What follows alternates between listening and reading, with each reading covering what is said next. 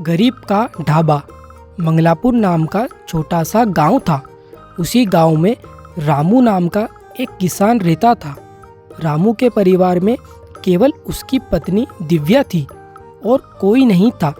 रामू बहुत ही गरीब परिवार से था, इसलिए वे उसी गांव में अपनी पत्नी के साथ छोटी सी झोपड़ी में रहा करता था। और रामू के पास ना ही कोई खुद का खेत था और ना ही खेती के लिए कोई ज़मीन थी। इसलिए रामू गांव में गोपाल सेठ के यहाँ पर हमाली का काम करके पत्नी और अपना गुजारा चलाया करता था। और रामू जिस सेठ के यहाँ पर काम करता था वहाँ से रामू को कभी आमदनी होती तो कभी नहीं होती। इसलिए जिस दिन रामू को सेठ के यहाँ पर काम नहीं मिलता, उस दिन रामू और उसकी पत्नी को ऐसे ही बिना भोजन किए सोना पड़ता था, क्योंकि उस दिन उनके पास एक समय के भोजन के पैसे भी नहीं होते थे। फिर रामू जैसे तैसे पत्नी और उसका गुजारा चला ही रहा था कि जब एक दिन रामू सेठ के यहाँ काम करने के लिए जा ही रहा था कि तभी अचानक रामू की पत्नी दिव्या रामू के पास आई और फिर कहने लगी, अरे सुनिए जी, आप कोई दूसरा काम क्यों नहीं ढूंढ लेते? क्योंकि आप जिस सेठ के यहाँ पर काम करते हैं वहाँ पर आपको कभी काम मिलता है तो कभी नहीं मिलता है। इसी कारण हमें 2 समय का भोजन भी नहीं मिल पाता है। इसलिए आप सेठ के यहाँ काम करने की बजाय किसी दूसरे के यहाँ काम क्यों नहीं चालू कर देते, ताकि हमें 2 समय का भोजन तो मिल सके। तभी पत्नी के इतना कहने के बाद ही रामू उसकी पत्नी दिव्या से कहने लगा कि दिव्या, तुम्हारा कहना बिल्कुल ठीक है, पर मैंने पहले ही गांव के कई लोगों से काम मांगने की बहुत कोशिश की, पर मुझे कहीं भी अच्छा काम नहीं मिला। क्योंकि दिव्या, हमारा गांव बहुत छोटा सा है, इसलिए यहाँ पर काम का मिलना बड़ा मुश्किल हो गया है। इसलिए मुझे मजबूरी में गोपाल सेठ के यहाँ पर काम करना पड़ रहा है। और फिर इतना कहने के बाद ही रामू गोपाल सेठ के यहाँ काम करने के लिए घर से चला गया। और फिर जब रामू कुछ समय के बाद गोपाल सेठ के यहाँ पहुँचा तो रामू को देखकर गोपाल सेठ रामू से कहने लगा, अरे रामू, मैं कल तुम्हें बताना ही भूल गया था कि आजकल मेरा कारोबार कुछ सही नहीं चल रहा है, इसलिए फ़िलहाल मुझे तुम्हारी अभी ज़रूरत नहीं है। इसलिए रामू, तुम अभी थोड़े दिन किसी और के यहाँ पर काम कर लो, ताकि तुम्हारे रोज़ का गुजारा तो चलता रहेगा, और जब तुम्हारी ज़रूरत होगी तो मैं तुम्हें बुला लूँगा। तभी गोपाल सेठ के इतना कहने के बाद ही रामू बहुत ही दुखी हो गया, क्योंकि गोपाल सेठ के यहाँ काम करने से रामू को जो पैसे मिलते थे, उन्हीं पैसों से रामू अपने पूरे परिवार के एक समय के भोजन का प्रबंध कर पाता था। इसलिए रामू सोचने लगा कि यदि अब गोपाल सेठ के यहाँ काम नहीं मिला तो मैं अपने पूरे परिवार का गुजारा कैसे चला पाऊंगा।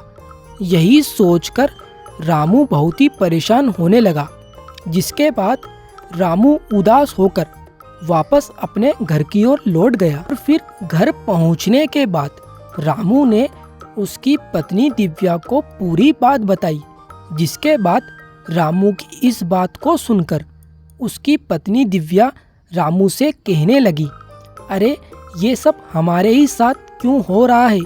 एक के बाद एक परेशानी आती ही जा रही है। मुझे तो कुछ समझ ही नहीं आ रहा है कि यह सब क्या हो रहा है और अब हमारा क्या होगा।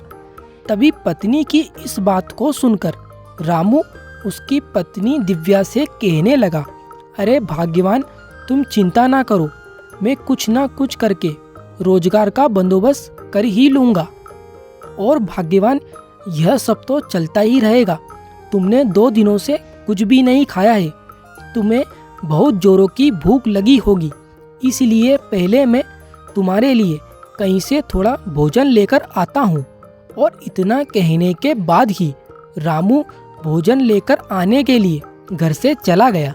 जिसके बाद रामू ने गांव के कई होटल वालों से थोड़ा भोजन मांगा, परंतु गांव के किसी भी होटल वालों ने रामू को भोजन देने से साफ मना कर दिया। जिसके बाद रामू यह सब देखकर बहुत ही दुखी हो गया और फिर वे आखिरी उम्मीद के साथ राजेश की होटल पर पहुंचा, जो कि गांव की सबसे बड़ी होटल थी।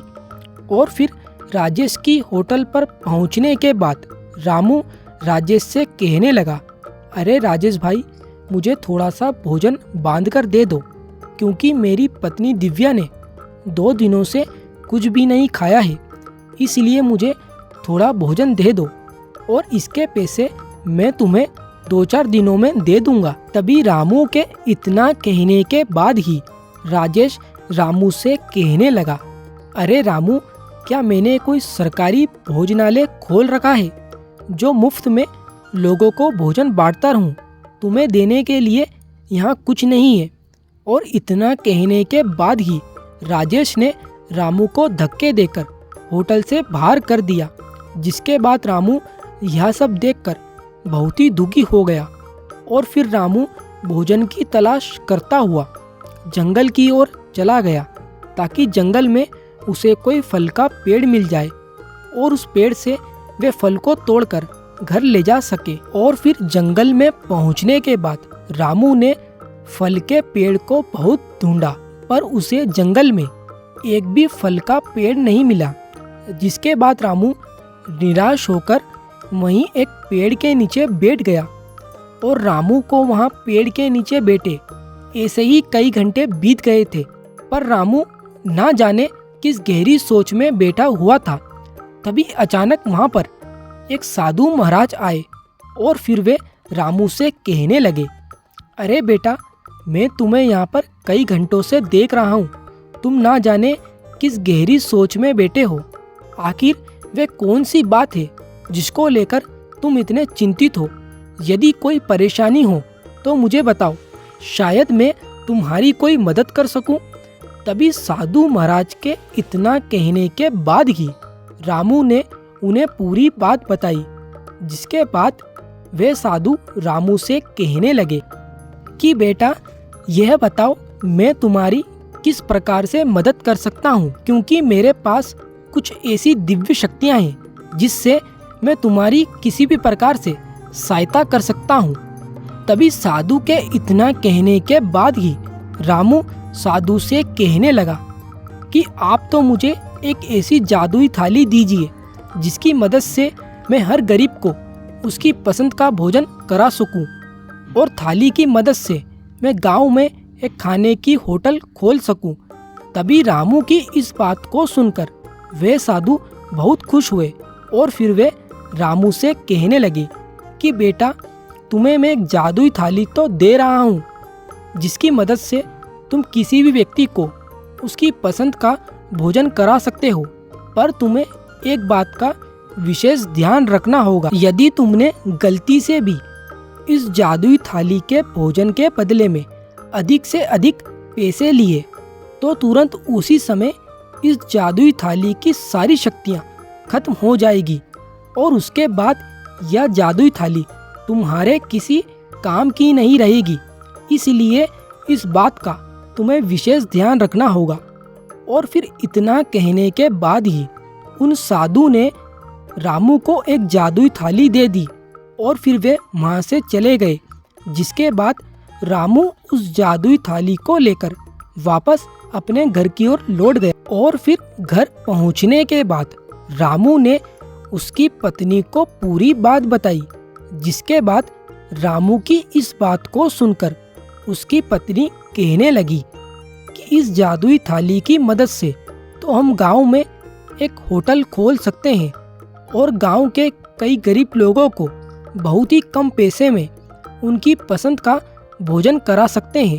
और हमारे गांव में होटल खोलने से अब किसी भी गरीब व्यक्ति को भोजन के लिए इधर उधर भटकना नहीं पड़ेगा।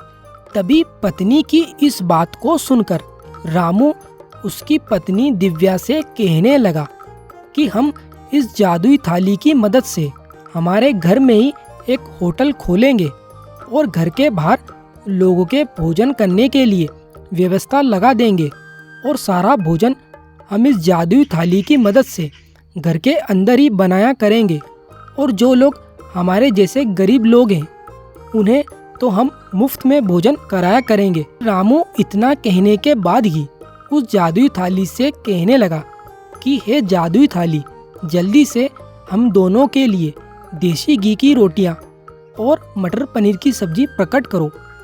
फिर रामू ने उस जादुई थाली से इतना कहा ही था कि तभी अचानक उस थाली में कई सारी देसी घी की रोटियां और मटर पनीर की सब्जियां आ गई।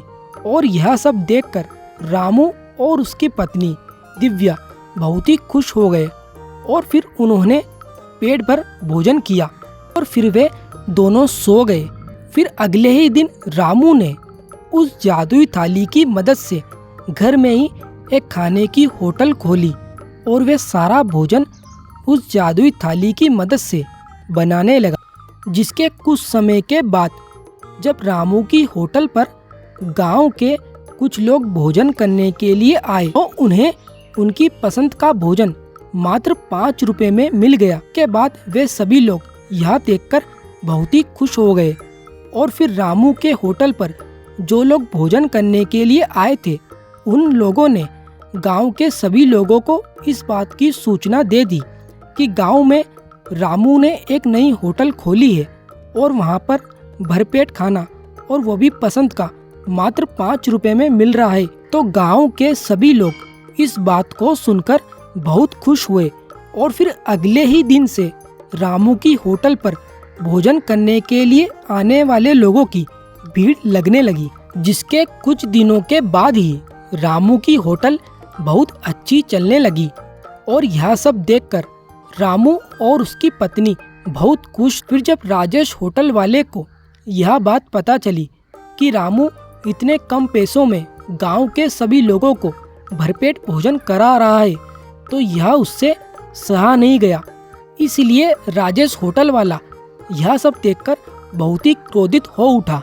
फिर जब एक दिन रामू उस जादुई थाली से बात कर रहा था तो राजेश ने रामू को उस जादुई थाली से बात करते हुए देख लिया। जिसके बाद राजेश ने अगले ही दिन चुपके से रामू के घर से उस जादुई थाली को चुरा लिया और अपने घर ले गया। और अपने घर उस जादुई थाली को ले जाने के बाद राजेश ने उस जादुई थाली से कई सारे सोने के आभूषण और पैसे मांगे, परंतु उस जादुई थाली में कोई भी हलचल नहीं हुई, क्योंकि वे जादुई थाली तो बस रामू के कहने पर ही भोजन देती थी।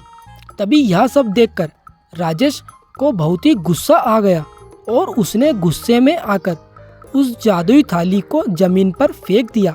और वहीं दूसरी ओर जब रामू को यह बात पता चली कि राजेश ने उसके घर से उस जादुई थाली को चुराया है तो रामू ने इस सारी बात की सूचना पुलिस को दे दी, और रामू कई सारे पुलिस वालों को लेकर राजेश के घर गया और उसे पुलिस के हवाले कर दिया।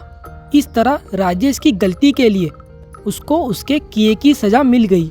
और अब इसी तरह कुछ दिन और बीत गए थे, और अब रामू की छोटी सी होटल बड़ी होटल में तब्दील हो चुकी थी। और यह सब देखकर रामू और उसकी पत्नी दिव्या और भी ज्यादा खुश थे।